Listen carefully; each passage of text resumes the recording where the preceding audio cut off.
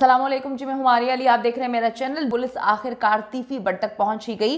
गोली चलाने का हुक्म तीफी बट ने ही दिया था। लाइव वीडियो कौन कौन बना रहा था, कौन कौन वहां पर ऐसा था जो अपना होने के साथ साथ गैरों के साथ मिलके भी कत्ल की मुकम्मल प्लानिंग कर चुका था। हमारे टुकड़ों पे पड़ने वाला, हमारे बेटे की जान किस तरह से ले गया। अमीर बलाच की वालिदा का पहला सख्त बयान जो है वो सामने आया है, सख्त रिएक्शन जो है वो सामने आया है। असल कातिल एहसन शाह नहीं, तीफी बट है। गोगी बट का इसमें क्या किरदार है, पुलिस ने चौंका देने वाले इंकशाफात जो है वो किए हैं। मुझे सारी की सारी इंफॉर्मेशन अमीर मौसम जो है उसने दी थी। एहसन शाह ने एक नया कट्टा खोल दिया है, यानी कि मुद्दई मुकदमा पर ही उसने अजीबोगरीब जो इल्ज़ाम कहते हैं वो लगा दिया है। टीपू ट्रकावाला के बेटे अमीर बलाच केस को जिस तरह से पुलिस जल्दी और अच्छे अंदाज में सुलझाने की कोशिश कर रही है, जैसे जैसे करीब जाती है कोई ना कोई नया किरदार सामने आ जाता है, कोई ना कोई नया कट्टा खुल जाता है।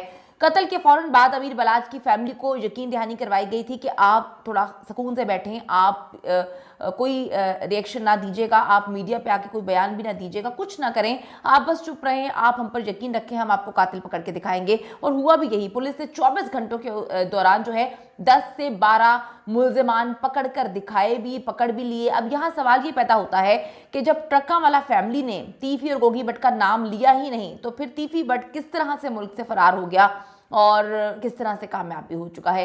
पुलिस का कहना है कि तीफी बट पहले ही लाहौर से निकल चुका था और इस्लामाबाद में वो मौजूद था। अगर वो लाहौर के एयरपोर्ट से निकलता तो हमारी पुलिस वहां पे मौजूद थी कि हमने उसको धर लेना था, हमने उसको पकड़ लेना था। लेकिन तीफी बट ने खुद तो गोली नहीं चलाई है, इसलिए पूरा नेटवर्क पकड़ना बेहद ज़रूरी था।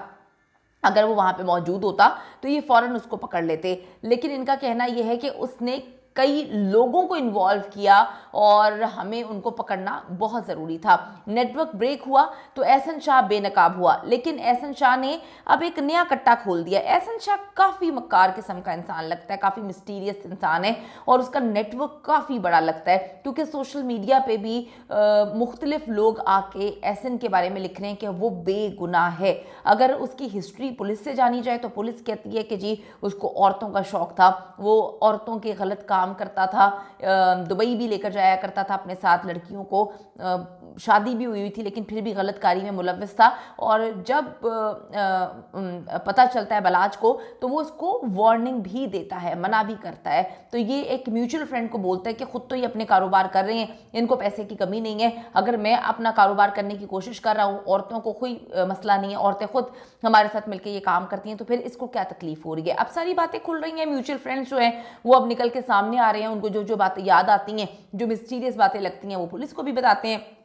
अब जी एहसन शाह साहब ने नया कट्टा खोल दिया है। उसने पुलिस को बताया कि मेरा सिर्फ अमीर बलाच से तो राब्ता नहीं हुआ, कई बार मैंने उसके भाई अमीर मौसम को भी कॉल की थी और व्हाट्सएप रिकॉर्ड से बात साबित भी होती है कि भाई को भी कॉल की गई है। हकीकत में एहसन शाह ने अपनी तरफ से जो है वो फुल प्रूफ प्लान बनाया हुआ था। वो चाहता था कि वो सेकंड चेक भी मार ले। एक तो वो मुल्क से बाहर निकल गया, मतलब था ही बाहर। उसने 2-3 दिन पहले जो पूरी कहानी डाली वो उम्रे की कहानी ही डाल के जा सकता था और वो मदीना चला गया वहाँ से। दूसरा, उसने सिम जो है वो सऊदीया जाके निकाल ली और वहाँ पे व्हाट्सएप कॉल्स वगैरह उस सिम से करना शुरू हो गया।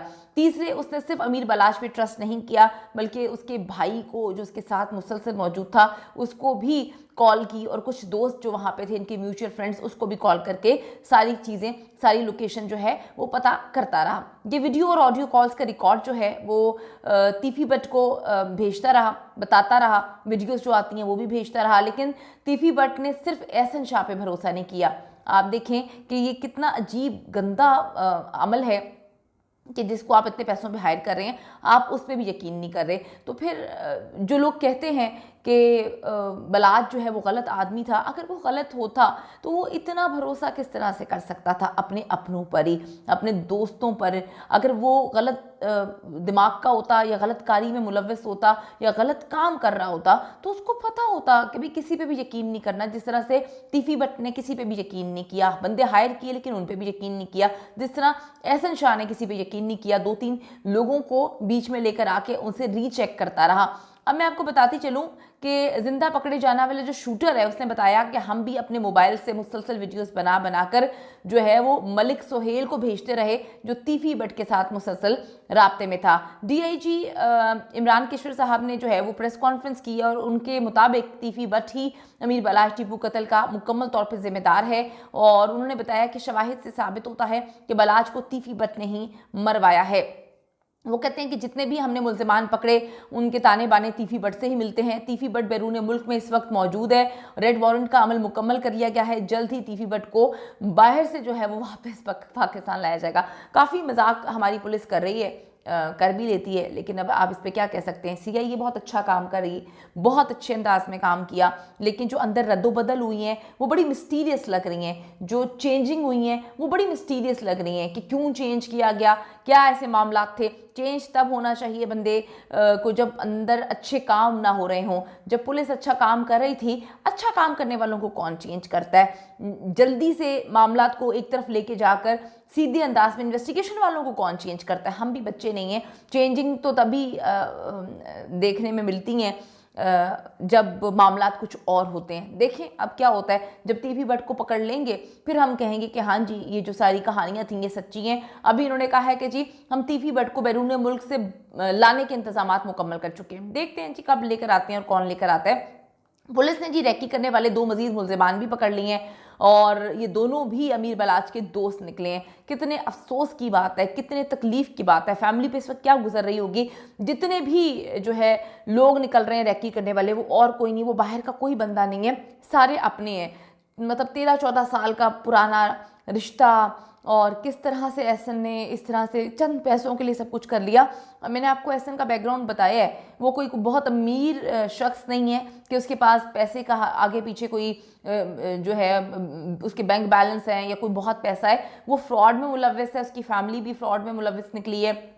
और दूसरी बात है उसके पास बड़ी बड़ी गाड़ियां ज़रूर हैं, उसने अपना रहन सहन जो है वो बहुत एग्जैक्टिव रखा हुआ है, लेकिन पैसे वो 2 नंबर तरीक़ों से कमाता है। जो उसका इस वक्त बताते हैं कि ज़रिए मौश था वो औरतों को बेचना था, औरतों के साथ वो दूसरे मुल्कों में जाकर उनका सौदा किया करता था, इस तरह से दलाली किया करता था। बहुत ही गलत किस्म के कामों में इन्वॉल्व था, लेकिन कुछ लोग आके कहते हैं कि वो बेचारा जो है वो मासूम था। अब इस पर बंदा क्या कहे।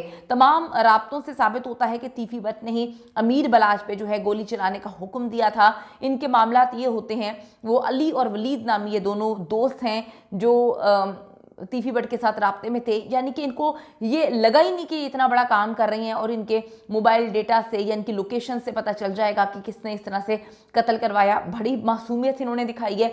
बात सिर्फ इतनी है कि अमीर बलाच को अगर पता होता कि उसने सांप पाले हुए हैं तो वो एहतियात करता। लेकिन आप लोगों को क्या लगता है कि जो इस तरह से अमीर बलाच के साथ हुआ, क्या आप में से कभी किसी के साथ हुआ है कि आपको धोखा दिया गया, आपने अपने किसी दोस्त पर बहुत ट्रस्ट किया हो और उससे पीठ में छुरी घोंपी हो और आपकी ज़िंदगी जो है वो बस मरे नहीं आप, लेकिन बर्बाद कर दी, तबाह बर्बाद कर दी, तकलीफ़ बहुत ज़्यादा हुई और अभी तक वो तकलीफ़ चल रही है। कमेंट सेक्शन में आके ज़रूर बताइएगा, क्या इस तरह दोस्तों पे यकीन करना चाहिए, क्या अपने अपनों पे इतना यकीन करना चाहिए